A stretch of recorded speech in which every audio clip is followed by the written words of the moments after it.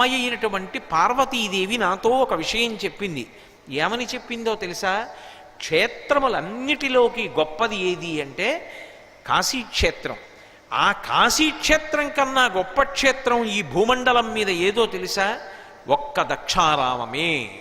దక్షిణ కాశీ అని పిలవబడినప్పటికీ కాశీ ఎక్కుడు గౌరవమున, కాశీ ఎక్కుడు క్షేత్ర సంఘములలోన, కాశీ కన్నను ఎక్కుడు గౌరవమున భోగమోక్ష నివాసంబు దక్షవాటి. కాశీ పట్టణానికి వెడితే ఒక్క మోక్షం గురించి మాత్రమే వెళ్ళాలి. కానీ దక్షారామ క్షేత్రానికి ఉన్నటువంటి గొప్పతనం ఏమిటంటే అసలు దక్షారామ క్షేత్రంలో మోక్షానికి మోక్షము లభిస్తుంది. అలాగే అక్కడ విశేషమైనటువంటి భోగానికి కూడా అదే క్షేత్రం. అందుకే ఇప్పటికీ పెద్దలు ఒక మాట చెప్తారు, అర్థ సంబంధమైనటువంటి సమస్యలు ఉంటే, ఏదైనా ఐశ్వర్య సంబంధమైనటువంటి సమస్య ఉంటే దక్షారామ క్షేత్రానికి వెళ్ళి భీమనాథుణ్ణి సేవించండి అంటారు. అక్కడికి వెళ్ళి భీమనాథుణ్ణి సేవించిన, భీమనాథుణ్ణి నోరు విప్పి ఏదైనా కోరిక కోరినా ఆయన తీర్చకపోవడం అనేటటువంటిది ఉండదు. అంటే అది మన అవసరమై ఉండాలి. ఏ అవసరం లేక మనం బాధపడుతున్నామో, ఏ ఇబ్బంది కలిగి మనం బాధపడుతున్నామో ఆ ఇబ్బందిని తొలగించి మనని కాపాడగలిగినటువంటి జగద్రక్షకుడైనటువంటి పరమశివుడు భీమనాథుడన్న పేరుతో దక్షారామ క్షేత్రంలో వెలిచి ఉన్నాడు. అది భోగమోక్ష నివాసంబు దక్షవాటి. ఆ క్షేత్రానికి వెళ్ళి శంకరుణ్ణి ప్రార్థన చేస్తే భోగానికి భోగము ఇస్తాడు. అంటే ఇహమునందు కావలసినటువంటి సమస్త సంపత్తిని ఇస్తాడు, మోక్షానికి మోక్షము ఇస్తాడు. అందుకే కాశీపట్టణం అయితే కేవలం మోక్షమునకే ప్రఖ్యాతి. దక్షారామ క్షేత్రమైతే ఏదో మోక్షం ఒక్కటి ఇవ్వడం కాదు, మోక్షమునకు భోగమునకు కూడా అలవాలమైనటువంటి క్షేత్రము దక్షారామ క్షేత్రం ఒక్కటే. అందుకే కాశీ ఎక్కుడు క్షేత్ర సంఘములలోన, కాశీ కన్నను ఎక్కుడు గౌరవమున. నిజానికి గౌరవానికి కాశీ కన్నా ఎక్కువ వైభవం కలిగినటువంటి క్షేత్రం ఈ భూమి మీద ఏది అంటే దక్షారామం ఒక్కటే. దక్షారామం లాంటి క్షేత్రము లేదయా. కాబట్టి భీమనాయకుండర కొరలేని వేల్పు సకలాభ్యుదయంబులు నీకు అయ్యడున్. ఆ భీమేశ్వరుడున్నాడే, భీమనాథుడున్నాడే దక్షారామంలో, ఆయన్ని నమ్ము, ఆ దక్షారామం వెళ్ళు. ఇక్కడ ఉన్నటువంటి విశ్వనాథుడే అక్కడ భీమనాథుడిగా ఉన్నాడు. ఆ భీమనాథుణ్ణి సేవించు. ఆయన నీకు తీర్చలేనటువంటి కోరిక అన్నది లోకంలో లేదు. అందరికీ నమస్కారం, నేను మీ నవీన్. ఈరోజు మన ఈ కాకినాడ సిరీస్లో ఇది డే 3 అన్నమాట.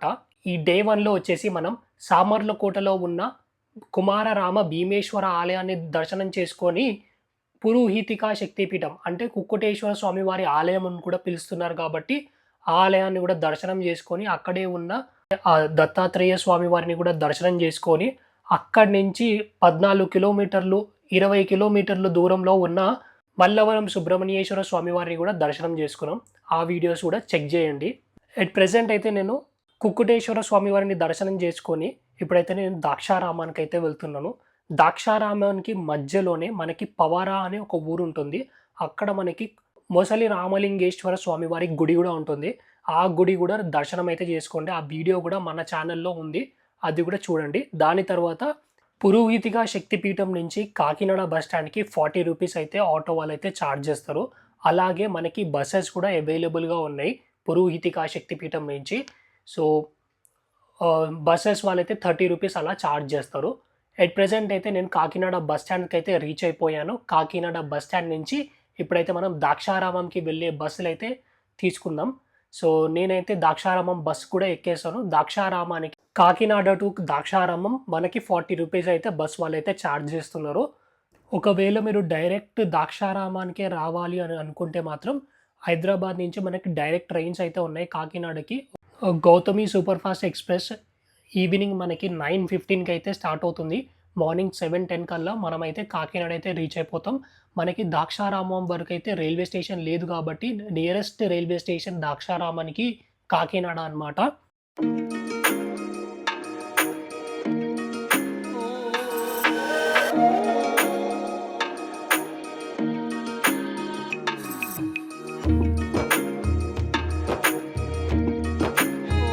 అండ్ ఎట్ ప్రెజెంట్ అయితే మనం అకామిడేషన్ డీటెయిల్స్ కనుక తెలుసుకున్నట్టయితే మనకి ద్రాక్షారామంలో మనకి దేవస్థానంవి రూమ్స్ అయితే ఉన్నాయన్నమాట.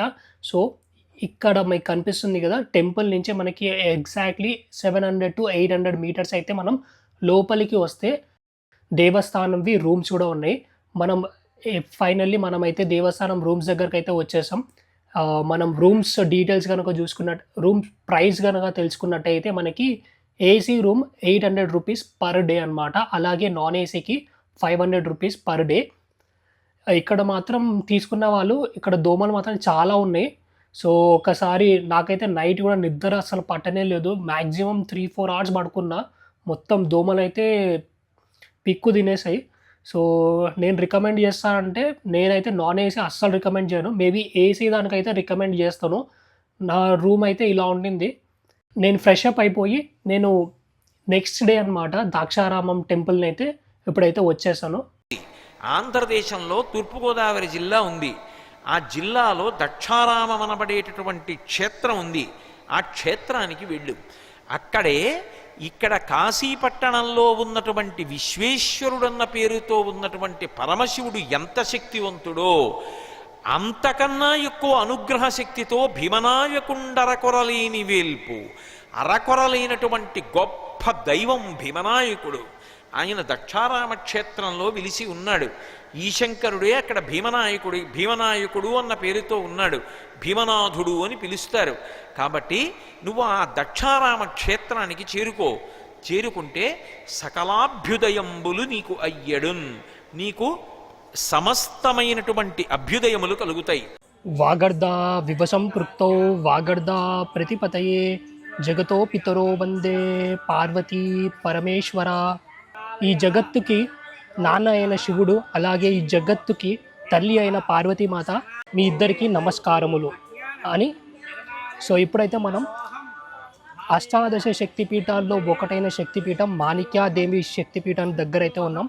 అలాగే మనం ఈ క్షేత్రం ఏమని చెప్పమంటారు, ఈ క్షేత్రం పంచారామ క్షేత్రంలో ఒకటి, అష్టాదశ శక్తిపీఠాల్లో ఒకటి. చాలా అద్భుతమైన క్షేత్రం అన్నమాట ఈ క్షేత్రం పేరు వచ్చేసి మనకి ద్రాక్షారామంలో ఉన్న ఈ టెంపుల్ ద్రాక్షారామ భీమేశ్వర ఆలయం అని కూడా పిలుస్తారు. ద్రాక్షారామంలో ఉంది కాబట్టి. ఈ ద్రాక్షారామం అంటే ఏంటిది అంటే, దక్షుడు ఈ ప్లేస్ ఏదైతే ఉందో ఈ ప్లేస్లో అయితే పాలించేవాడు అనమాట. అందుకు ఇక్కడ మనకి దక్షారామం అని చెప్పి మనకి పేరైతే ఉంది. అలాగే ఇక్కడ మనకి సతీదేవి అంటే శివుడి మొదటి భార్య సతీదేవి అన్నమాట. ఈ సతీదేవి గురించి మనం ఇప్పుడైతే కొంచెం తెలుసుకుందాం. అసలు ఈ అష్టాదశ శక్తి పీఠాలు ఎలా ఉద్భవించాయి, అలాగే ఈ అష్టాదశ శక్తి పీఠాలు ఉన్న చరిత్ర ఏంటి, అలాగే ఈ పంచారామ క్షేత్రాల్లో ఒకటైన క్షేత్రం మన భీమేశ్వర స్వామివారి క్షేత్రం ఇది. సో దాని చరిత్ర కూడా మనం ఈ వీడియోలో అయితే తెలుసుకుందాం. సో ఎట్ ప్రెజెంట్ అయితే మనం గుడి లోపలికి వెళ్ళే ముందు ఫస్ట్ మనం అయితే చరిత్ర గురించి అయితే తెలుసుకుందాం. పంచారామం క్షేత్రంలో ఒకటైన క్షేత్రం భీమేశ్వర ఆలయం. అసలు ఈ పంచారామ క్షేత్రం గురించి కొంచెం తెలుసుకుందాం. సో ఈ తారకాసుడు అనే ఒక రాక్షసుడు శివుడి దగ్గర నుంచి ఒక వరం పొందాడు. నాకు మరణం వస్తే అది శివుడి కొడుకుతోనే నాకు ఆ మరణం అనేది రావాలి. శివుడు పెళ్లి చేసుకోవడం తెలిసిన తారకాసురుడు ఈ వరం అయితే పొందాడు. ఈ వరం పొందినాక శివుడు పెళ్లి చేసుకుంటాడు, పార్వతీమాతను పెళ్లి చేసుకుంటాడు. పార్వతీమాతను పెళ్లి చేసుకున్న తర్వాత అప్పుడు మనకైతే సుబ్రహ్మణ్యేశ్వర స్వామి అంటే మనకి కుమార్ కార్తికేయ స్వామి వారైతే జన్మిస్తారు. ఆ కుమార్ కార్తికేయ స్వామి వారు తారకాసురుని అయితే చంపేస్తాడు. ఈ తారకాసుడి దగ్గర ఒక శివలింగం అయితే ఉంటుంది. తన దగ్గర ఉన్న శివలింగం 5 ముక్కలు అవుతుంది. ఆ 5 ముక్కలని శివుడు దేవతలకిచ్చి ఇక్కడ ప్రతిష్ఠించమని చెప్తాడనమాట. ఈ 5 ముక్కలు ఎక్కడైతే ప్రతిష్ఠించారో వాటిని పంచారామ క్షేత్రాలు అని పిలుస్తారు. మనం ఆల్రెడీ ఒకటి భీమేశ్వర స్వామివారి సామర్లకోటలో ఉన్న అయితే దర్శనం అయితే చేసుకున్నాం. ఇప్పుడు ఇది 2వ క్షేత్రం పంచారామ క్షేత్రంలో. భీమేశ్వర స్వామివారి సామర్లకోటలో వెళ్ళి దర్శనం చేసుకున్నాం కదా, అక్కడ మనకి కుమార్ కార్తికేయ స్వామి వారైతే మనకి ఆ శివలింగాన్ని అయితే ప్రతిష్ఠించారు. దేవదేవ మహాదేవ నీలగ్రీవ సదాశివ భావనాతీత భూతేశ భీమనాథ నమోస్తుతే. పంచారామ క్షేత్రాల్లో ఒకటిగాను అష్టాదశ మహాశక్తిపీఠాల్లో ఒకటిగాను విరాజిల్లేటటువంటి ఈ దక్షారామ మహాపుణ్యక్షేత్రం, ఇది పంచ ఆరామ క్షేత్రాల్లో ఒకటిగాను అమ్మవారు అష్టాదశ శక్తిపీఠాల్లో ఒకటిగాను వెళ్తున్నటువంటి దివ్యక్షేత్రం ఇది. అంటే మనకి స్వామి దగ్గరికి వచ్చేటప్పటికి తారకాసుడి మెడలోంచి ఆత్మలింగాన్ని 5 ముక్కలుగా కొడితే 5 చోట్ల పడ్డట్టుగాను, అందులో ఒక ముక్క ఇక్కడ భీమేశ్వరుడుగాను.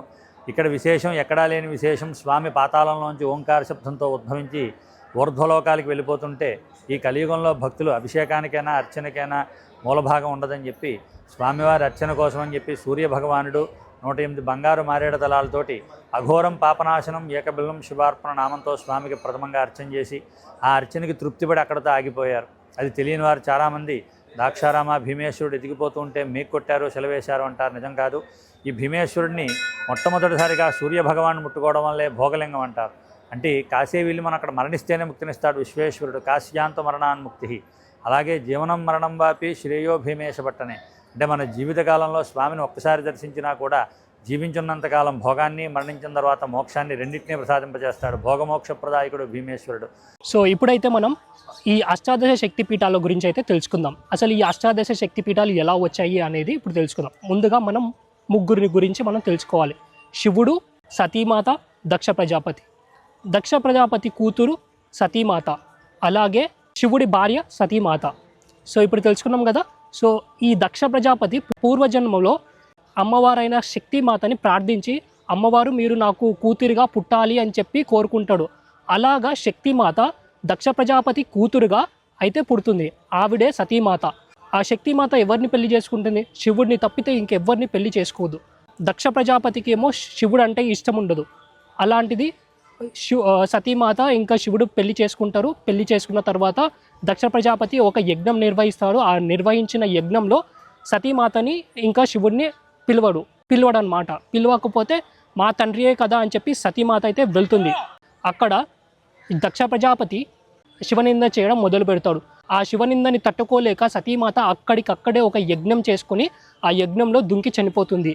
ఆ విషయం తెలుసుకున్న శివుడు తన ఉగ్ర రూపంని దాల్చి తన జటలో నుంచి ఒక జటని తీసి ఒక కైలాసానికి ఒక స్తంభం మీద అయితే కొడతాడు. అప్పుడు మనకి వీరభద్ర స్వామి వారు పుడతారు.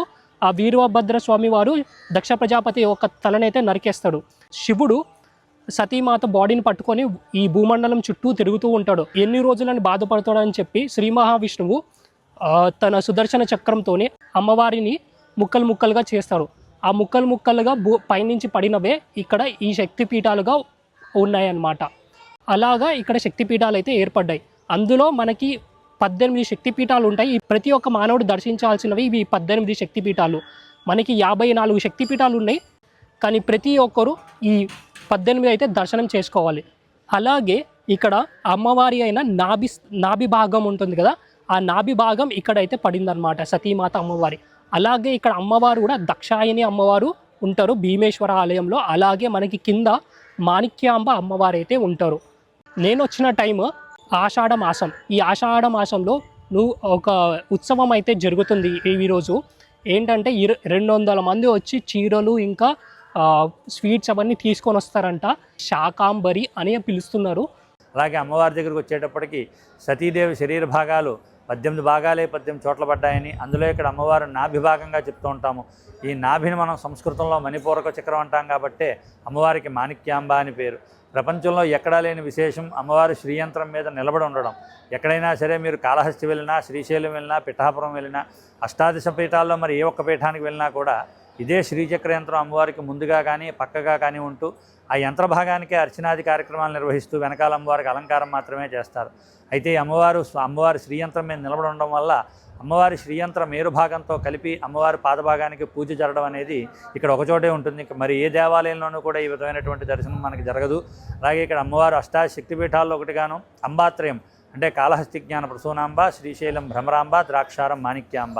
సో ఈరోజైతే మనం లోపలికి వెళ్ళి దర్శనం అయితే చేసుకొని వద్దాం. చలో పదండి. ద్రాక్షారామం అంటుంటారు. ద్రాక్షారామం కాదు దాని పేరు, దక్షారామం. దక్షారామం అన్న పేరు ఎందుకు వచ్చింది అంటే దక్ష ప్రజాపతి అక్కడ యజ్ఞం చేశాడు కాబట్టి అక్కడ ఆ పేరు వచ్చింది. ముందుగా మనం రాగానే మనకి ఇది ధ్వజస్తంభం అయితే ఉంటుంది. ధ్వజస్తంభం నుంచి ఇది మనకి గోడ చాలా పెద్దగా ఉంది. రాగానే మనకి ఇక్కడ తులసీమాత అమ్మవారు, అలాగే ఇక్కడ మనకి నందీశ్వర స్వామివారు.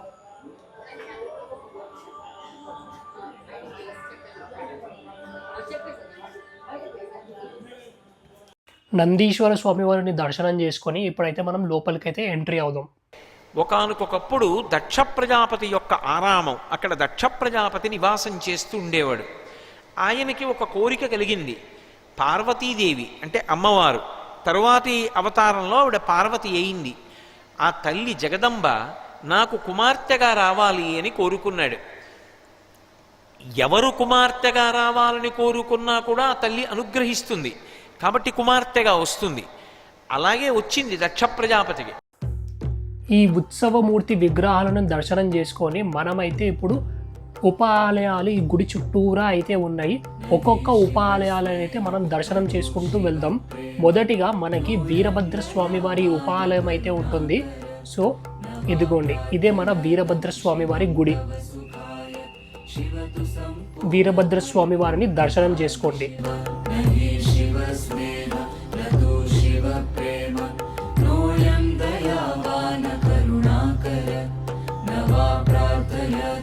వీరభద్ర స్వామి వారిని దర్శనం అనంతరం మనమైతే నెక్స్ట్ ఉపాలయంకి వచ్చేసి మనకి వటుక భైరవ స్వామి వారైతే ఉన్నారు. ఈ వటుక భైరవ స్వామి వారిని కూడా మనమైతే దర్శనం చేసుకుందాం.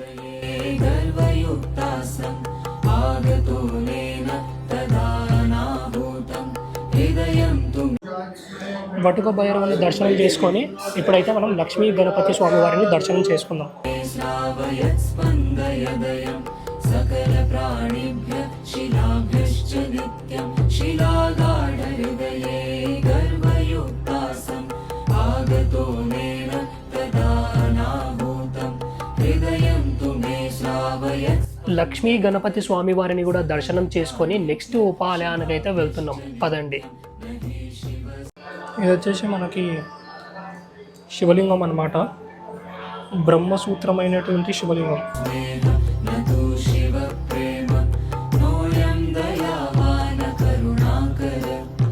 శివలింగాన్ని దర్శనం చేసుకొని నెక్స్ట్ ఉపాలయం వచ్చేసి మనకి చతుర్ముఖ బ్రహ్మదేవుడిని కూడా మనమైతే దర్శనం చేసుకుందాం.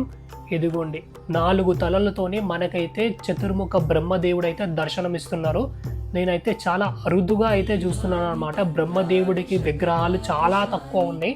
అసలు మనకి బ్రహ్మదేవుడి విగ్రహాలు అనేటివే లేవు. అలాంటిది ఫస్ట్ టైం అయితే నేను చూస్తున్నాను బ్రహ్మదేవుడి విగ్రహం అయితే. అందరూ దర్శనం కూడా చేసుకోండి. బ్రహ్మదేవుడి విగ్రహం దర్శనం అయిపోయాక మనం నెక్స్ట్ ఉపాలయానికి అయితే వెళ్తున్నాం. మనకి నెక్స్ట్ ఉపాలయం వచ్చేసి మనకి లక్ష్మీనారాయణ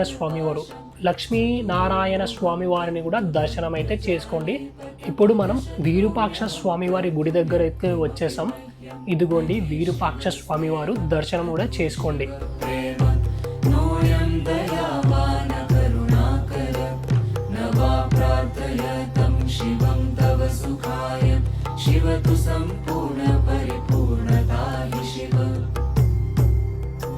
నటరాజ స్వామి వారిని కూడా దర్శనం చేసుకోండి.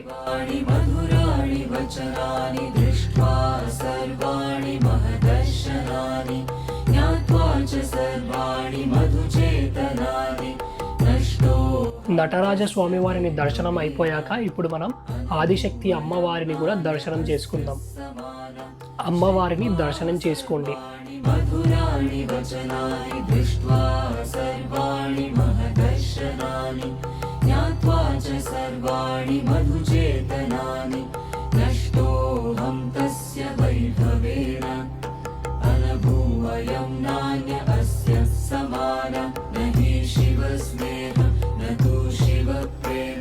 అమ్మవారి దర్శనం అయిపోయాక మనకి ఇక్కడ ఇంకో ఉపాలయం వచ్చేసి మనకి భీమసభ.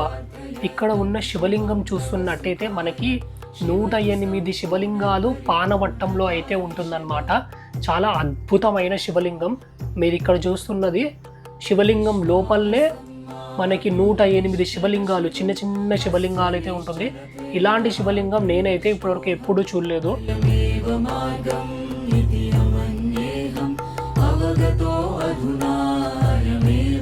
భీమసభ శివలింగాన్ని దర్శనం అయిపోయాక మనకి పక్కనే వీరముడి ఆంజనేయ స్వామి వారి గుడి కూడా ఉంటుంది. ఇదిగోండి, ఆంజనేయ స్వామి వారిని కూడా దర్శనం అయితే చేసుకోండి.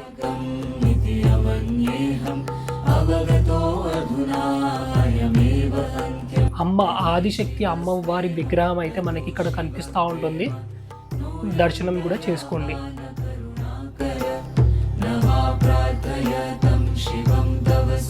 అలాగే అమ్మవారి దర్శనం పక్కనే మనకి ఇక్కడ చండీశ్వర స్వామి వారి గుడి కూడా ఉంటుంది. చండీశ్వర స్వామి వారిని కూడా దర్శనం చేసుకోండి.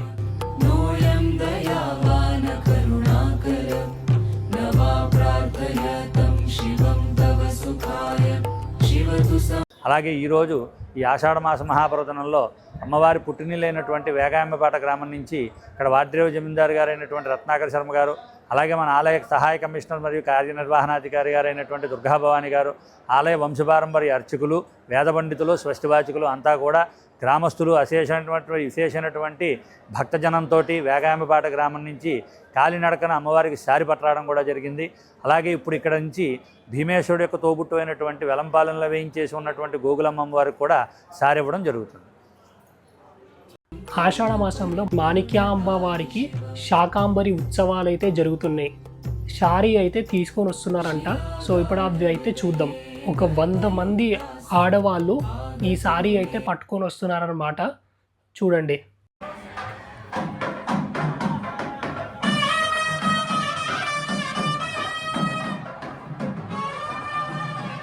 లోకంలో ఎక్కడైనా ఏదైనా ఒక క్షేత్రంలో ఒక అద్భుతమైనటువంటి ఉత్సవం జరుగుతోందనుకోండి, సాధారణంగా ఉత్సవం జరుగుతున్నటువంటి సమయంలో దేవతలు కానీ ఋషులు కానీ ఆ క్షేత్రంలో ఉన్నటువంటి స్వామి యొక్క దర్శనం కోసమని వస్తారు. కానీ దక్షారామంలో మాత్రం ఒక అద్భుతం ఉంది. దక్షారామ క్షేత్రంలో మాత్రం మిగిలిన ఏ క్షేత్రాల కన్నా భిన్నమైనటువంటి స్థితి ఉంటుంది. మహాశివరాత్రి వచ్చిందనుకోండి, పార్వతీ కళ్యాణం జరుగుతోందనుకోండి, కార్తీక పౌర్ణమి నాడు జ్వాలాతోరణం జరుగుతోందనుకోండి, ఇటువంటి ఉత్సవాలు దక్షారామ క్షేత్రంలో జరుగుతున్నాయనుకోండి, ఇప్పటికీ తపశ్శక్తి కలిగినటువంటి వారికి కనపడుతుంది. దక్షారామ క్షేత్రంలో ఆ వాయుదేవుని యొక్క భార్య వచ్చి ప్రాంగణాన్నంతటినీ తుడిచేసే వరకు లక్ష్మీదేవి అలా నిలబడుతుందట.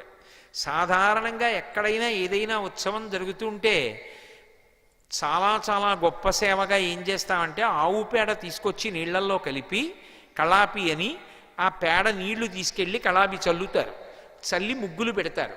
ఒక్క దక్షారామ క్షేత్రంలో ఉండేటటువంటి వైభవం ఏమిటో తెలుసా? లక్ష్మీదేవి ఎప్పుడూ కూడా లీలారవిందము అంటారు. లీలగా ఇలా చేతిలో తామర పువ్వుని పట్టుకుంటుంది. లేదు, మీరు చూసుంటారు, ఇలా పట్టుకుంటుంది 2 పద్మాల మొగ్గలు. ఆ పట్టుకున్నటువంటి మొగ్గలు విచ్చుకున్న తర్వాత దాని నిండా తేనె ఉంటుంది.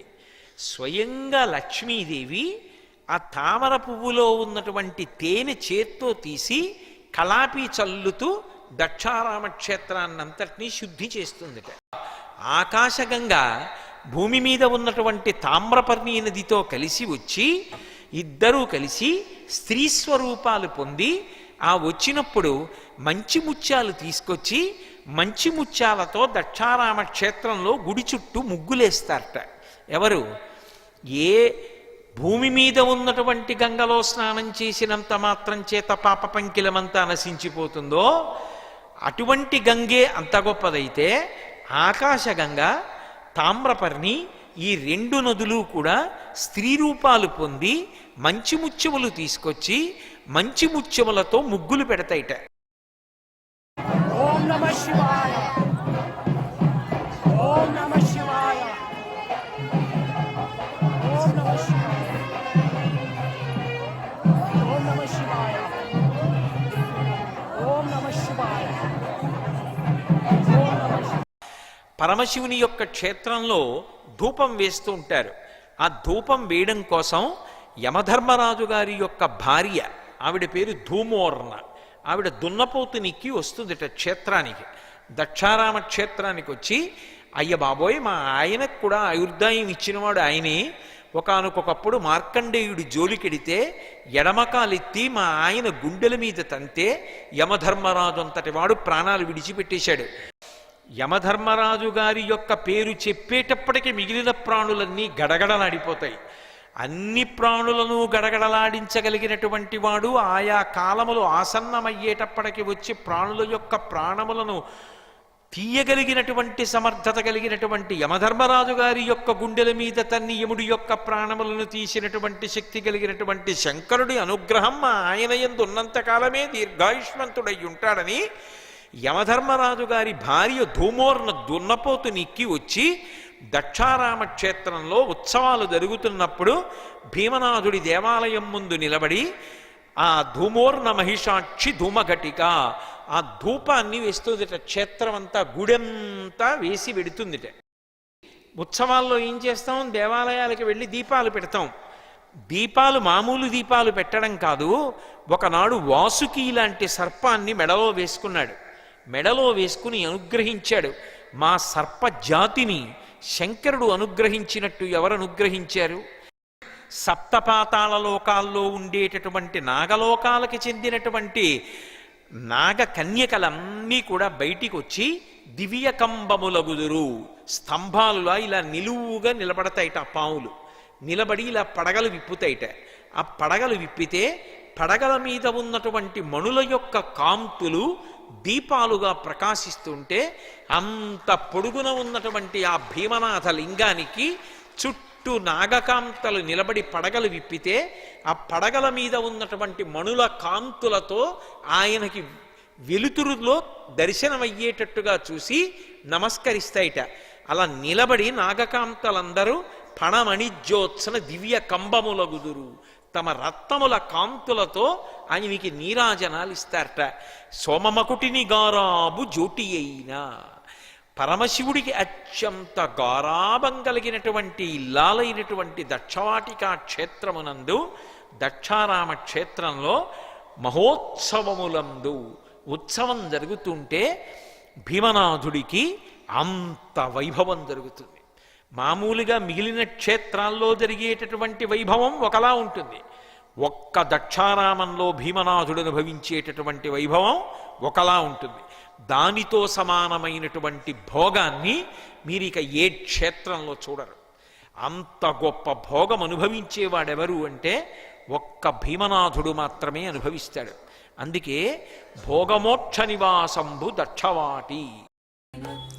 ఇక్కడ మీరు చూస్తున్నట్టయితే చాలా ఫ్రూట్స్, స్వీట్స్, అలాగే మనకైతే అద్భుతమైన రకాలతో పిండి వంటలతో పాటు ఒక 100 నుంచి 150 మంది ఆడవాళ్ళు ఇక్కడైతే మనకి స్వీట్స్ అన్నీ తీసుకొని వచ్చారనమాట. అసలు అద్భుతంగా ఉంది ఈ శాకాంబరి ఉత్సవాలు అయితే.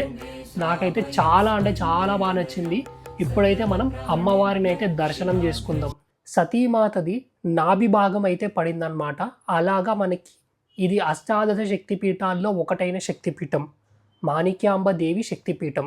సో అమ్మవారు గుడి లోపల అయితే ఇలా ఉంటారు. అందరూ దర్శనం అయితే చేసుకోండి.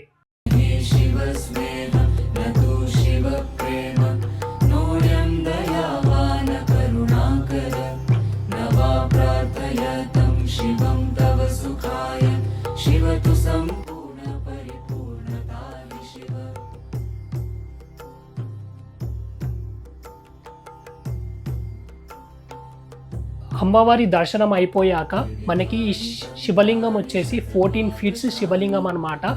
గ్రౌండ్ ఫ్లోర్లో మనకి పూజలు అయితే జరగవు అనమాట. పూజలు కానీ అభిషేకాలు కానీ ఏమీ జరగవు. ఓన్లీ మీరు ప్రదక్షిణం చేసుకోవాలనుకుంటే చేసుకోవచ్చు తప్పితే మనకి ఎటువంటి పూజలు అయితే జరగవు. అలాగే ఎట్ ప్రెజెంట్ అయితే పైన ఫ్లోర్లో కూడా ఉంటుంది. పైన ఫ్లోర్లో మనకైతే అభిషేకాలు అయితే జరుగుతూ ఉంటాయి. ఎట్ ప్రెజెంట్ అయితే నేను కింద గ్రౌండ్ ఫ్లోర్లో ఉన్న శివలింగాన్ని అయితే చూద్దాం, వెళ్ళి దర్శనం కూడా చేసుకుందాం. పదండి.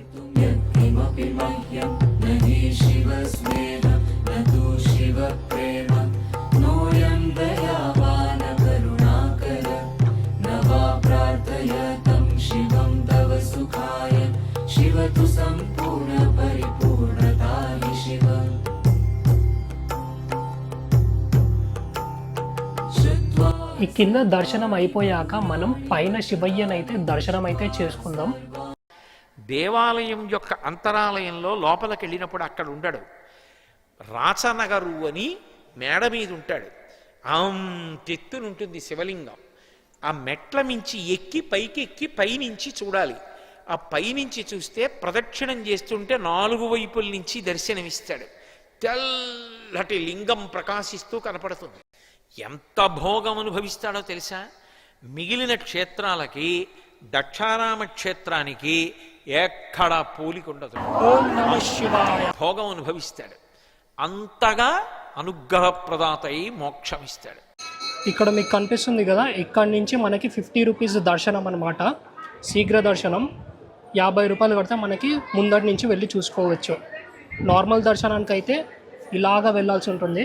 ఆ కింద కనిపిస్తుంది కదండి ఉచిత దర్శనం, ఇలాగ వెళ్ళి నడుచుకుంటూ ఇలాగైతే వెళ్ళాల్సి ఉంటుంది.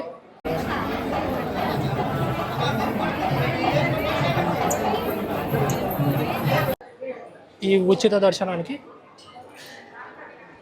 నా సజెషన్ అయితే మోస్ట్లీ ఈ శీఘ్ర దర్శనానికే వెళ్ళండి. ఎందుకంటే శీఘ్ర దర్శనం అయితే కొంచెం దగ్గర నుంచి అయితే చూడొచ్చు అమ్మవారిని. లోపల స్వామివారితో పాటుగా అమ్మవారు దక్షాయిన అమ్మవారు కూడా ఉంటారనమాట. అమ్మవారిని కూడా దర్శనం అయితే చేసుకోండి. స్వామివారు ఇలా ఉంటారు, అలాగే అమ్మవారు కూడా ఇలా ఉంటారు. సైడ్ నుంచి తీశాను. సో ఫైనలీ నా దర్శనం అయితే చాలా అంటే చాలా బాగా జరిగింది. ఆ క్షేత్రము అంత గొప్పదవడానికి ఒక కారణము చెప్తారు. మిగిలినటువంటి ఏ క్షేత్రాలలో లేనటువంటి అద్భుతమైనటువంటి సంఘటనలన్నీ కూడా ఆ క్షేత్రములో సంభవించాయి. ఎందుచేత అంటే ఆ క్షేత్రంలో దక్షుడు యజ్ఞం చేశాడు. యజ్ఞం చేసినప్పుడు లోకంలో ఎక్కడా లేనటువంటి రీతిలో యజ్ఞం ఒక లేడి రూపాన్ని పొంది పారిపోయింది అక్కడి నుంచి. అసలు యజ్ఞం జరుగుతుంటే యజ్ఞం లేడి రూపాన్ని ధరించి పారిపోవడం అనేటటువంటిది లోకంలో ఎక్కడా జరగలేదు. ఒక్క దక్షారామంలోనే ఈ లేడి రూపం దాల్చి పారిపోయింది. సో ఫైనలీ నా దర్శనం అయితే చాలా అంటే చాలా బాగా జరిగింది. 14 ఫీట్ శివలింగం ఇక్కడ మన బ్యాక్గ్రౌండ్లో అయితే ఉంటుంది.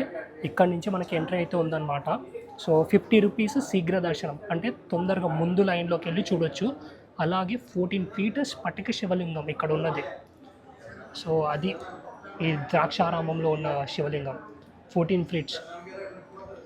సో నాదైతే అన్నీ బాగా జరిగింది. సో ఇప్పుడు మీకు శాకాంబర్ ఇది చూపించాను కదా,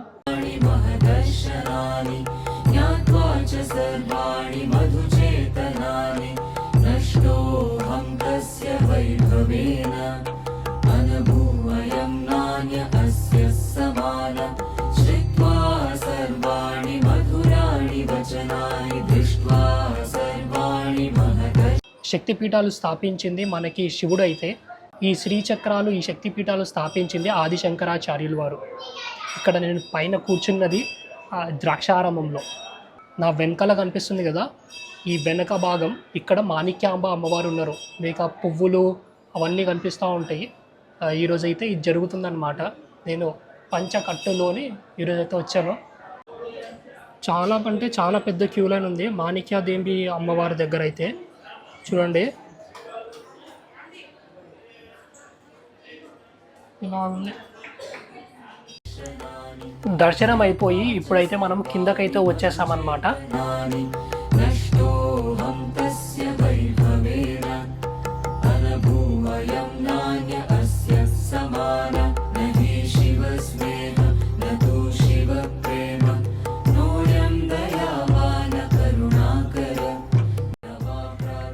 అలాగే ఈ సారీ తీసుకొని వచ్చారని చెప్పాను కదా అమ్మవారికి.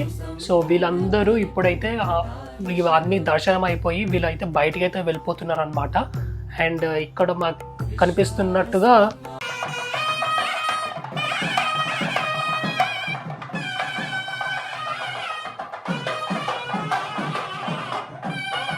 సాధారణంగా లోకంలో ఏవైనా లౌకికమైనటువంటి కోర్కెలు తీరక బాధపడుతున్న వాళ్ళు కానీ, జ్ఞానం కోసం కానీ, మోక్షం కోసం కానీ ఆర్తి పొందుతున్న వాళ్ళు కానీ సమానంగా ఏ క్షేత్రాన్ని ఆశ్రయిస్తారు అంటే దక్షారామ క్షేత్రాన్ని ఆశ్రయిస్తారు.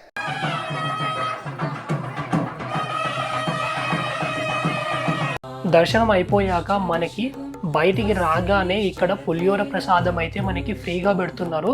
అలాగే మనకి రైట్ సైడ్లో ఉండే కౌంటర్లో కూడా పులిహోర ప్రసాదాలు కూడా పెడుతున్నారనమాట. ఈ దక్షారామాన్ని మనం దక్షిణ కాశీ అని కూడా పిలుస్తామన్నమాట. మనం అందరం కాశీ వెళ్తాం ఎందుకు? మోక్షం కోసం. అదే దక్షారామానికి వస్తే మోక్షం ఒక్కటే కాదు, ఇక్కడ మోక్షము వస్తుంది, అలాగే భోగము కూడా వస్తుంది. అంత పవిత్రమైన స్థలం దక్షారామం. దక్షుడు పాలించిన ఈ ప్రదేశం దక్షారామం అని పిలుస్తాం. అలాగే ఇప్పుడు ఇక్కడ ఉన్న ఉపాలయాలు, ఈ గుడి చుట్టూరా ఉపాలయాలు అయితే మనం చూద్దాం. అలాగే ఇక్కడ మనకి మొత్తం 4 గోపురాలు ఉన్నాయి, రాజగోపురాలు అంటారు. ఈ 4 రాజగోపురాల నుంచి మనం ఎంట్రీ అవ్వచ్చు. ఒక దానికైతే మనకి కుండం కూడా ఉంది, ఆ కుండం కూడా చూపిస్తాను.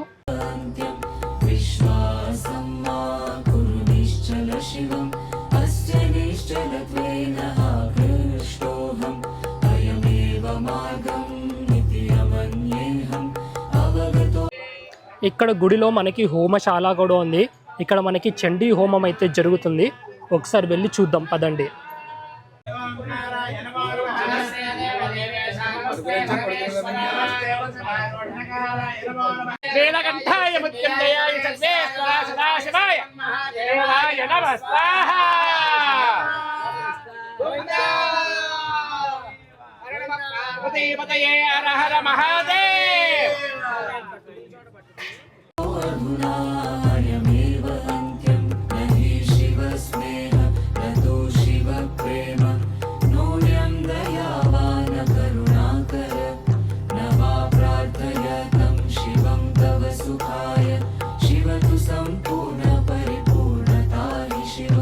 ప్రెజెంట్ అయితే మనం ఇక్కడ హోమశాలని చూసుకొని ఇప్పుడు ముందుకైతే వెళ్తున్నాం. ఇక్కడ ముందు మనకి ఏంటంటే నాగప్రతిష్ఠ సుబ్రహ్మణ్యేశ్వర స్వామి వారిది అయితే ఉందన్నమాట. అలాగే ఇక్కడ ఏంటంటే ఇక్కడ చాలా అంటే చాలా ఒక 100-1000 అలా ఉన్నాయి సుబ్రహ్మణ్యేశ్వర స్వామి వారి ప్రతిష్టలు. సో ఇప్పుడైతే మనం అక్కడికి వెళ్ళి చూపిస్తాం పదండి. సో ఇక్కడ కనిపిస్తుంది కదా, సో ఇదే దక్షారామ క్షేత్రంలో 3 విశేషములు ఉన్నాయని చెప్పింది అమ్మవారు. ఏమిటా విశేషాలు అంటే, మొట్టమొదటిది ఏది అంటే దక్షారామంలో ఉన్నటువంటి భీమనాథుడి కన్నా గొప్ప దైవం ఒకటి ఉన్నది అని చెప్పడం సాధ్యం కాదు. ఎందుకంటే భోగం ఇవ్వాలన్నా ఆయనే, మోక్షం ఇవ్వాలన్నా ఆయనే. ఆర్తత్రాణ పరాయణుడైనటువంటి శంకరుడు వెలిసినటువంటి క్షేత్రం కాబట్టి అక్కడ ఉన్నటువంటి భీమనాయకుడు మహానుభావుడై ఎంత గొప్ప కోర్కెనైనా సరే తీర్చగలిగిన వాడై ఉంటాడు. ఒక అవసరం తీరకుండా ఎంతో బాధపడవలసిన అవసరం ఎందుకు వస్తుంది? గత జన్మలలో చేసినటువంటి పాపం అడ్డొస్తే ఆ పాపము అడ్డొచ్చి ప్రతిబంధకమై మనని బాధ పెడుతుంటే బాధపడుతుండడమే తప్ప ఆ ప్రతిబంధకాన్ని దాటి కార్యాన్ని సాధించలేం. కానీ భీమనాథుడి అనుగ్రహం ఉందనుకోండి, అసలు ఎట్టి పరిస్థితుల్లో జరగదనుకున్నటువంటి పని కూడా జరిగి ఆయన యొక్క అనుగ్రహాన్ని పొంది దాని వలన కార్యాన్ని సాధించగలరు. అంత గొప్ప అనుగ్రహ ప్రదాత. అందుకే భీమనాథుని కన్నను పెద్దవేల్పు, భీమనాయకుడి కన్నా గొప్ప దైవం ఇక ఈ భూమి యందు లేడు. ఈ చెట్టుకి మనకి ఎన్ని సుబ్రహ్మణ్యేశ్వర స్వామి వారి విగ్రహాలు ఎందుకు ప్రతిష్ఠించారు? అలాగే ఇక్కడ ఒక శివలింగం, దానితో పాటు విష్ణుమూర్తి విగ్రహం కూడా ఉంటుంది. ఇప్పుడు మనం అర్చకులు వారిని అడిగి తెలుసుకుందాం. ఎలా వచ్చువా సార్, అందరూ కూడా వినండి, ఇలా ఇటువైపు రండి. ఈ వేళ మీరు వచ్చారంటే మీ కోరిక నెరవేరుతుంది. అసలు ఇక్కడ ఈ క్షేత్రంలో ఈ యొక్క స్థానం ఏంటో వినండి. భోగం ఐశ్వర్యం కలుగుతుంది అని చాలా మనసులో ఉన్న కోరిక నెరవేరాక ఎప్పుడైనా వచ్చినప్పుడు ఉదయం ఇక్కడ శివలింగం విష్ణుమూర్తి ఎలా వచ్చారంటే దక్ష ప్రజాపతి యజ్ఞం చేసినప్పుడు ద్రాక్షారామానికి వచ్చింది. ఆ యజ్ఞ సమయంలో వీరభద్రస్వామి విష్ణుమూర్తి సుదర్శన చక్రాన్ని మింగేస్తే అప్పుడు విష్ణుమూర్తి తన సుదర్శన చక్రం గురించి ఇక్కడ వచ్చి 1108 బంగారు కమలాలతో రోజు అర్చన చేశాడు. అలా 40 రోజులు చేశాక ఇంకా 1 రోజు మిగిలింది. అప్పుడు శివుడు ఏం చేస్తాడంటే 2 కమలాలు మాయం చేస్తే అప్పుడు తన నేత్రాలే పెడదాం అనుకుంటాడు విష్ణుమూర్తి. అప్పుడు బ్రహ్మ శివుడు ఆయన సుదర్శన చక్రం సిద్ధింపజేశారు. అలాంటి ప్రదేశానికి వచ్చారు. ఈ వేళ మీరు వచ్చారు కాబట్టి మీ కోరిక నెరవేరక అప్పుడు వచ్చినప్పుడు ఇంటి దగ్గర చెంబు తెచ్చుకుని 11 చెంబులు నీళ్లు పోయొచ్చు. అదే మధ్యాహ్నం వస్తే ప్రదర్శన చేయాలి. ఈ కొమ్మలు ఎలా ఉన్నాయో అహంకారం అనేది ఉండాలి. కోపం ఉండకూడదు, అసహ్యం ఉండకూడదు, అహంభావం ఉండకూడదు, ఎవరిని ఏమనకూడదు. ఆకులు ఎన్ని ఉన్నాయో, వేదసారాలు ఎన్ని ఉన్నాయి, వృక్షం వీళ్ళు ఎన్ని ఉన్నాయో మనుషుల్లో ఆలోచనలు అని ఉంటాయి. ఇది ఎవరైతే తెలుసుకుంటారో వాళ్ళ జ్ఞానం పెరుగుతుందని శ్రీకృష్ణ భగవానుడు భగవద్గీతలో అశ్వత్థవృక్ష అన్నారు. అందరూ కూడా చెప్పండి హరహరా.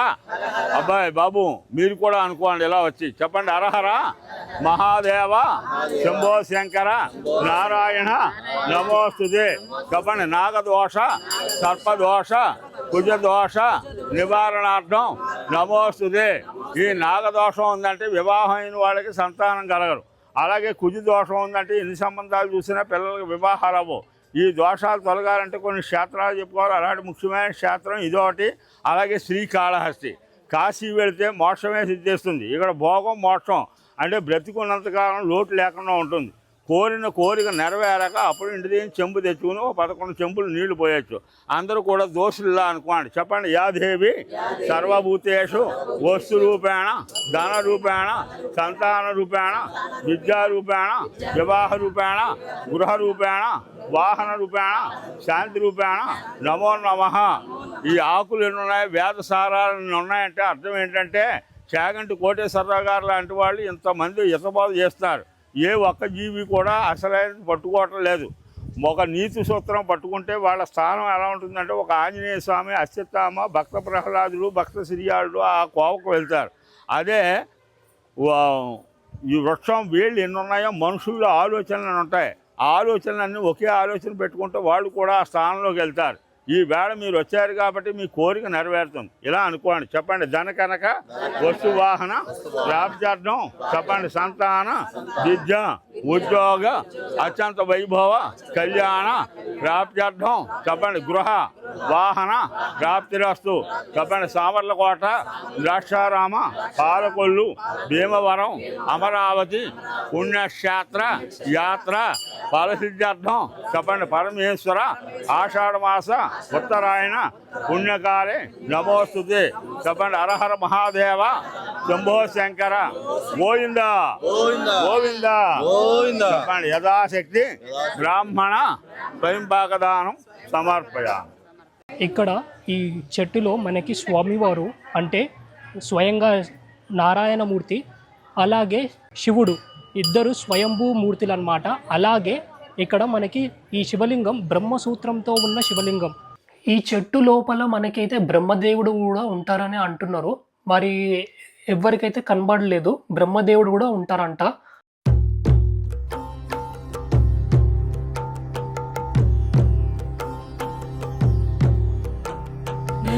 शिव स्नेह न तो शिव प्रेम नोऽयं दयावान करुणाकर न वा प्रार्थयतं शिवं तव सुखाय. కరెక్ట్గా మనకి సుబ్రహ్మణ్యేశ్వర స్వామి వారిది ఈ చెట్టు ఉంది కదా, ఈ చెట్టుకి కరెక్ట్గా మనకి ఈ వెనకాల ఈ బ్యాక్ సైడ్లో మనకైతే కోనేరు ఉంటుంది. సో ఇప్పుడైతే మనం వెళ్ళి కోనేరు దగ్గర చూద్దాం పదండి. దక్షారామంలో ఉన్నటువంటి సప్తగోదావర తీర్థం లాంటి తీర్థం ఇంకొకటి లేదు. అంత గొప్ప తీర్థము అక్కడే ఉంది. పైగా ఆ తీర్థాన్ని చూడ్డానికి ఎక్కడికో వెళ్ళక్కర్లేదు, స్నానం చేయడానికి ఏదో మళ్ళీ దూరంగా ఎక్కడికో వెళ్ళక్కర్లేదు. దేవాలయం ఎక్కడున్నదో ఆ దేవాలయం యొక్క వెనక భాగంలో మెట్లు దిగితే సప్తగోదావరం ఉంటుంది.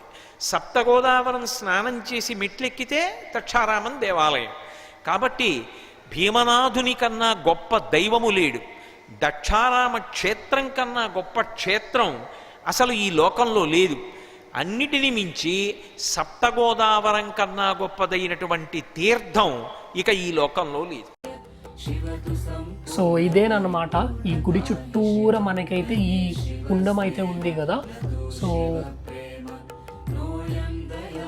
సో మీరు ఇందాక అక్కడ రావి ఆ చెట్టు చూపించాను కదా, ఆ చెట్టు దగ్గర చాలామంది మొక్కుకొని అప్పుడు ఎవరైతే వాళ్ళ తీరని కోరిక కానీ ఏదైతే మొక్కుకుంటారో అది ఫలించినప్పుడు ఇక్కడికి వచ్చి మళ్ళీ ఈ కోనేరులో బిందెలు తీసుకొని వచ్చి అందరు ఎక్కడ కనిపిస్తున్నారు కదా బిందెలు, వీళ్ళందరూ బిందెలు తీసుకొని వచ్చి మళ్ళీ అక్కడ శివలింగానికి ఇంకా నారాయణుడు ఇద్దరికి అయితే ఈ అభిషేకం అయితే చేస్తారనమాట. అప్పుడే వాటర్ వేస్తారు. దానికన్నా ముందు ఎవరు వేస్తలేరు అనమాట వాటర్. సో అయితే ఇలా ఉంది.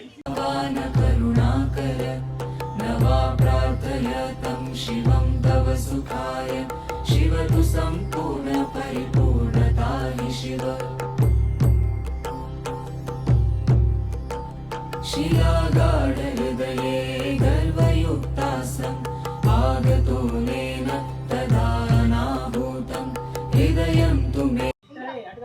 జారడం లేదండి.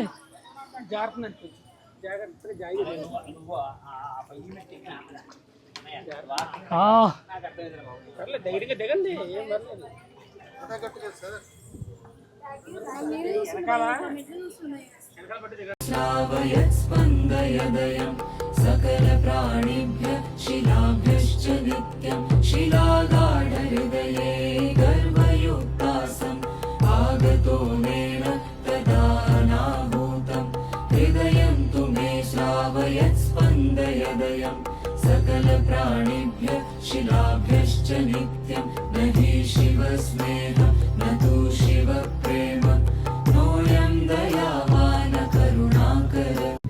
సో ఎట్ ప్రెసెంట్ అయితే మనం ఈ కోనేరు దగ్గర నుంచి ఇప్పుడైతే మనం అష్టభైరవులు ఎక్కడ ఉండదు అలాంటిది అష్టభైరవులు అంటే అష్ట శివలింగాలు అయితే మనకి ఇక్కడ ఉంటుంది. అష్టభైరవ శివలింగాలు ఎక్కడ చూసి ఉండరో అలాంటివి ఇక్కడైతే ఉన్నాయన్నమాట. నా ముందనే ఉంది అష్ట శివలింగాలు, వెళ్ళి దర్శనం చేసుకుందాం. नवा प्रार्थयतं शिवं तव सुखाय शिव तु सम्पूर्ण परिपूर्णता हि शिव. ఎదుగోండి అష్ట శివలింగాలు, అష్ట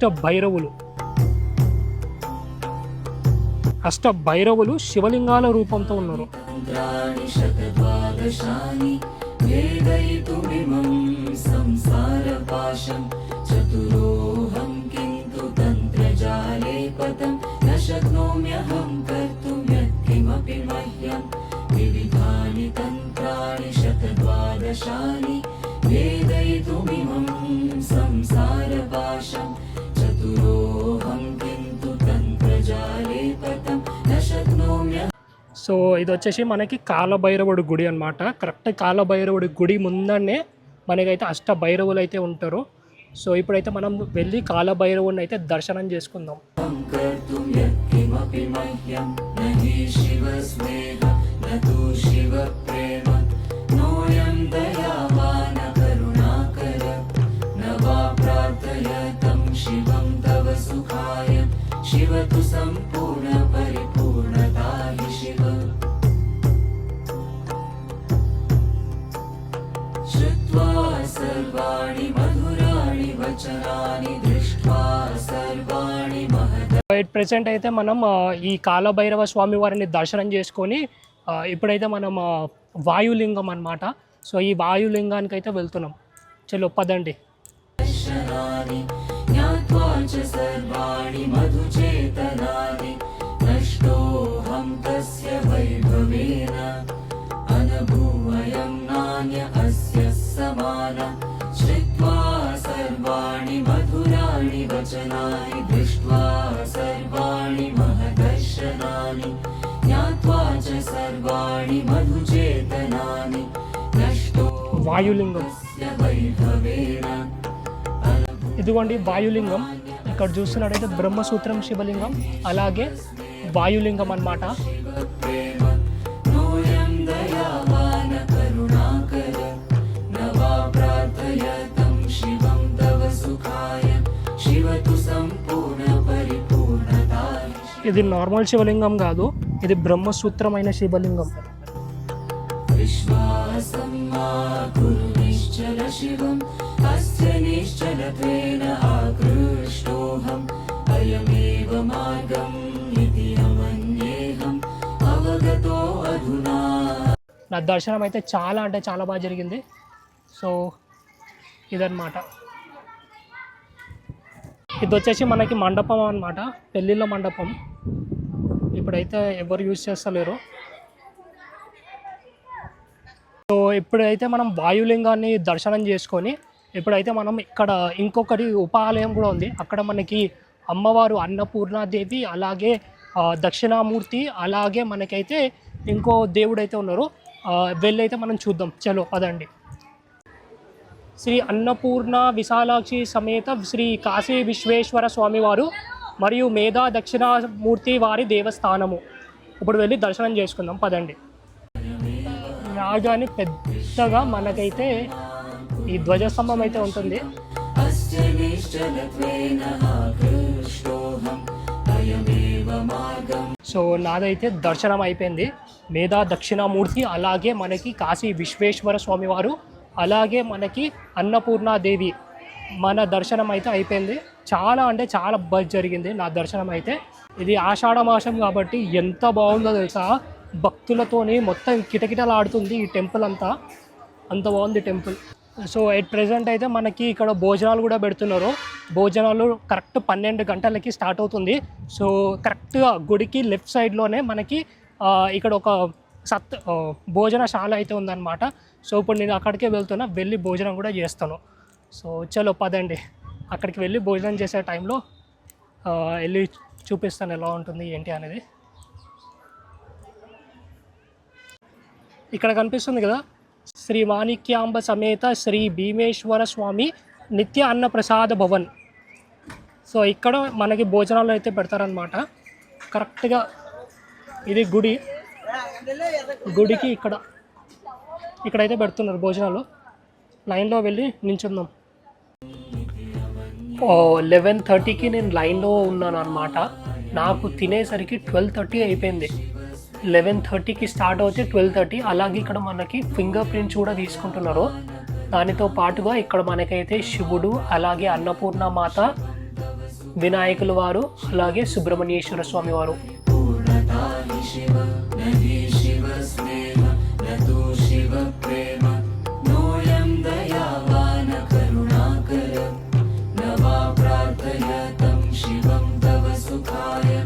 అన్నప్రసాదం కూడా చాలా అంటే చాలా బాగుంది.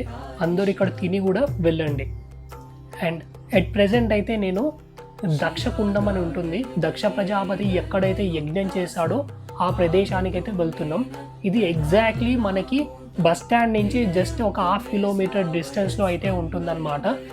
అలాగే మనకి దేవస్థానం రూమ్స్ నుంచి అయితే జస్ట్ పక్కనే ఉంటుంది ఈ దక్షకుండం కూడా. నడుచుకుంటూ ఆల్మోస్ట్ ఒక 1/2 కిలోమీటర్ అయితే డిస్టెన్స్ లోపలికి అయితే నడుచుకుంటూ వెళ్ళాల్సి ఉంటుంది. సో పదండి.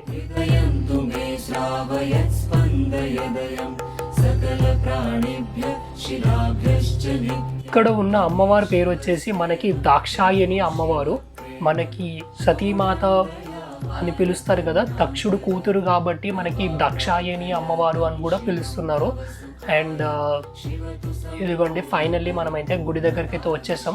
సో ఎట్ ప్రెజెంట్ అయితే మనం దక్షకుండం అంటే దక్షుడి కుండం అన్నమాట. ఇక్కడే మనకి దక్ష ప్రజాపతి యజ్ఞం అయితే చేశాడు.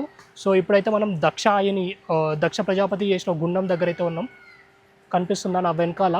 సో ఇప్పుడు వెళ్ళి అమ్మవారిని అయితే దర్శనం అయితే చేసుకుందాం. సో రాగానే మనకి ఇక్కడ నందీశ్వర స్వామివారు అయితే ఉన్నారు చూడండి. నందీశ్వర స్వామివారిని దర్శనం అయితే చేసుకోండి. శ్రీ దక్షాయని అమ్మవారు, దక్షుడు కూతురి కాబట్టి దక్షాయని అమ్మవారు అని పేరు. ఇది దక్షాయని అమ్మవారి గుడి. అలాగే ఇక్కడ చూడండి శ్రీ దక్షాయని అమ్మవారు.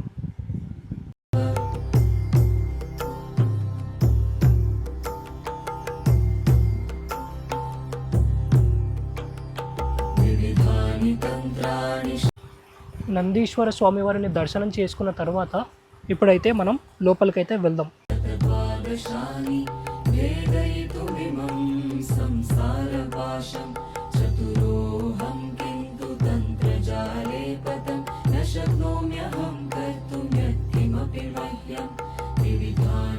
అమ్మవారిని దర్శనం అయితే చేసుకోండి.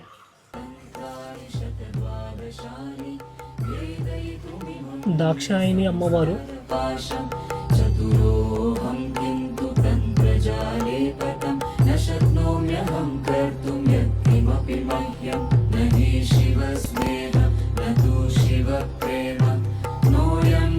నా వెనకాల కనిపిస్తున్నారు కదా, ఈ అమ్మనే దాక్షాయని అమ్మవారు. ఈ అమ్మవారి సతీమాత అని కూడా పిలుస్తారు. దక్షుడి కూతురు కాబట్టి మనకి దక్షాయని అని పిలుస్తారనమాట. సో దాక్షాయని అమ్మవారు. నాకు తెలిసినంత వరకు దక్షాయని అమ్మవారు నేనైతే ఇది ఒకటే చూశాను, ఇప్పటివరకు ఎక్కడ చూడలేదు.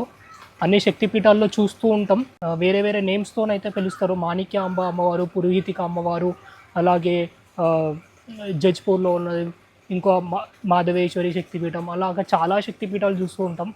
కానీ మొట్టమొదటిసారిగా మనకి దాక్షాయని అమ్మవారు అనే ఒక గుడి అయితే ఉంది. అది కూడా దక్షారామంలో. అంటే నేను ఇప్పటివరకు అయితే అసలు చూడలేదు దాక్షాయణి అమ్మవారిని.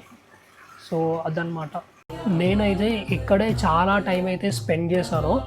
ఇది ఒక కోనేరు బేసికలీ. ఈ కోనేరు లోపల మనకైతే అమ్మవారిని అయితే ప్రతిష్ఠించారు. అలాగే ఇక్కడ ఏంటంటే మీరు చూస్తున్నట్టుగా ఇక్కడ నేను పిఠాపురంలోని ఇక్కడ కుక్కుటేశ్వర స్వామి వారి గుడిలో అయితే రవ్వ లడ్డు తీసుకున్నాను. ఆ రవ్వ లడ్డు కొంచెం తిని కొంచెం వదిలేసాను అనమాట. అది ఇక్కడ టార్టైస్లు అయితే ఉన్నాయి. సో వాటిలో అయితే పెడుతున్నాను అనమాట. మీకు ఆశ్చర్యకరమైన విషయం ఏమిటో తెలుసా? దక్షారామ క్షేత్రానికిట ప్రయత్నపూర్వకంగా భీమనాథ దర్శనం కోసం వెళ్ళక్కర్లేదుట. కేవలంగా ఎవరో దక్షారామ క్షేత్రంలో మన బంధువులో స్నేహితులో ఎవరో ఉన్నారనుకోండి, అది తెలిసినటువంటి వాళ్ళ ఇంట్లో ఎవరో ఒక మహావృద్ధుడు ఒకడు శరీరం విడిచిపెట్టాడు. ఆ శరీరం విడిచిపెడితే పరామర్శ కోసం వెళ్ళారు. పరామర్శ కోసం వెళ్ళి వచ్చేసాడు ఆయన. భీమనాథుడి దేవాలయంలోకి వెళ్ళలేదు. వీడు దక్షారామంలో అడుగుపెట్టాడు అని వేస్తారట. అది జీవుడి యాత్రలో ఒక మహాద్భుతమైనటువంటి పుణ్యంగా ప్రకాశిస్తుంది. దక్షారామ క్షేత్రంలో యజ్ఞం జరుగుతున్నటువంటి ప్రదేశంలో కానీ, ఇండ్లయందు ఇంట్లో కాలక్షేపం చేస్తూ దక్షారామంలో ఇల్లు కట్టుకుని దక్షారామంలో కాపురం చేస్తున్నాడు ఆయన. పెద్దవాడు అయిపోయాడు. ఒకనాడు దక్షారామంలో ఇంట్లో చనిపోయాడు. అలా ఇంట్లో చనిపోయిన ఆశ్చర్యం ఏమిటో తెలుసా? వాడికి ఇంకా మళ్ళీ పరమశివుడు వచ్చి ప్రణవాన్ని ఉపదేశం చేయడం. కాశీపట్టణంలో అయితే దక్షిణ శృతి మీదుగా ధాత్రి తెళ్ళి పెద్ద నిద్రకు మాగన్ను పెట్టువేళ. మామూలు నిద్రపోతే లేస్తాడు, పెద్ద నిద్ర ఇక లేవడు, అంటే చనిపోతున్నాడు. అప్పుడు ఉపదేశం చేసి తారక మంత్రాన్ని ఇక మళ్ళీ పుట్టవలసిన అవసరం లేని స్థితిని ఇస్తాడు. దక్షారామంలో ఏమిటోట తెలుసా? అసలు దక్షారామంలో ఇక శంకరుడు వచ్చి మళ్ళీ కొత్తగా తారకం చెప్పవలసినంత అవసరం కూడా ఉండదుట. కానీ చెప్తాడు అక్కడ కూడా. మధురంబగు తారక మంత్రరాజమున్, అక్కడ కూడా ఆయన అనుగ్రహం చేస్తాడు. చిత్రం ఏమిటంటే దక్షారామ క్షేత్రంలో శరీరం విడిచిపెట్టినటువంటి వాడు శంకరుడు యొక్క రూపాన్ని పొంది వెళ్ళిపోతాడు వెంటనే. శంభులగుదురు చచ్చినప్పుడు వాడు చచ్చి ఏమవుతాడంటే ఎవడైనా శవం అవుతాడు. ఒక్క దక్షారామంలో ఏమవుతాడంటే శివుడు అవుతాడు. వాళ్ళు ఇలా ప్రాణం వదిలిపెట్టగానే శివస్వరూపాలై వెళ్ళిపోతారట. అంత గొప్ప స్థితిని ఎక్కడ అనుగ్రహిస్తాడు అంటే ఆ దక్షారామ క్షేత్రంలో అనుగ్రహిస్తాడు. భవేన అనుభూవయం నాన్య అస్య సమానం శ్రుత్వా సర్వాణి మధురాణి వచనాని దృష్ట్వా సర్వాణి మహదర్శనాని జ్ఞాత్వా చ సర్వాణి మధుచేతనాని. ఇప్పుడు మీకు ఆ టార్టైస్లు కూడా చూపిస్తాను. చిన్న చిన్న టార్టైస్లు ఉన్నాయి, పెద్ద పెద్ద టార్టైస్లు కూడా ఉన్నాయన్నమాట. ఇక్కడ చూడండి, ఇది ఒక టార్టైస్ అలా వెళ్ళిపోతుంది. ఇంకొకటి ఉంది చిన్న టార్టైస్, అది వీడియో తీసే లోపే వెళ్ళిపోయిందనమాట. అది కూడా మస్తుంది, చిన్న టార్టైస్ అనమాట అదైతే.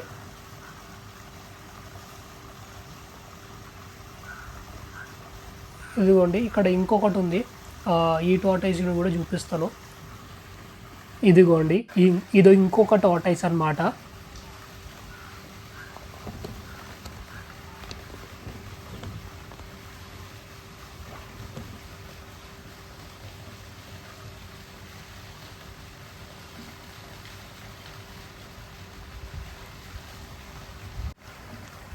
కరెక్ట్ గుడి కిందన ఇక్కడ ఇంకొక చిన్న టార్టైస్ ఏదో ఉంది చూడండి.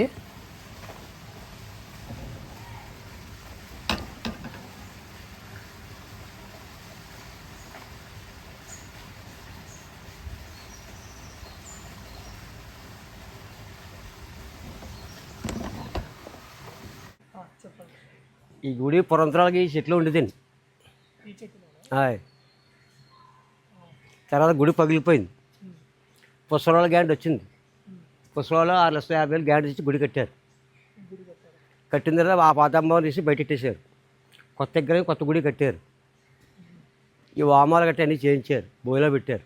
ఈవిని కలిపేద్దాం అనుకున్నారు మొదట్లో. ఆవిడ కల్పన లేదు. అప్పుడు ఇక్కడ ఉంచేసి పాత ఆవిడ అందులో కట్టి కొత్త ఆవిడ ఉంచారు. వచ్చిన భక్తుల్ని దర్శనం అక్కడ చేయించుకుని ఇక్కడ దర్శనం చేసుకుంటారు అన్నమాట అండి. అంటే ఆవిడ కలిపేద్దని చూశారు, పాత ఆవిడ కాదండి, ఆవిడ ఒప్పుకోలేదు. ఒప్పుకోబోతుల్లో ఆవిడ అక్కడ ఉంచారు, కొత్త ఆవిడ ఇక్కడ ఉంచారు. ఎవరు భక్తులు వస్తే ముందు అక్కడ దర్శనం చేసిన తర్వాత మన ఈ దక్షారామం, దక్షిణ కాశీగా పిలువబడే దక్షారామాన్ని మనమైతే మనమైతే సందర్శించాం, దర్శనం చేసుకున్నాం. నాదైతే మంచిగా జరిగింది. సో నెక్స్ట్ వీడియో వచ్చేంత వరకు నా ఛానల్ని ఇప్పటివరకు ఎవరైనా సబ్స్క్రైబ్ చేసుకోకపోతే సబ్స్క్రైబ్ చేసుకోండి. అలాగే ఈ వీడియోని 10 మెంబర్స్కి అయితే షేర్ చేయండి వాట్సాప్లో. నేను మీ నవీన్, సైనింగ్ ఆఫ్. జై శివశక్తి.